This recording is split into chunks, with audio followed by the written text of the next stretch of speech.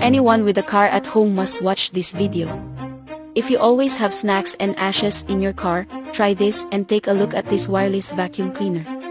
It has a suction force of up to 150, is small, easy to carry, and has strong power.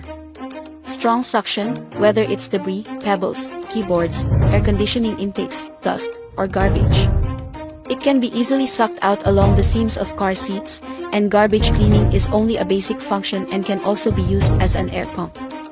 Inflate sofas, vacuum bags, mattresses, and dances, work wirelessly and at high speeds, without dead corners, structurally separated, and easy to clean.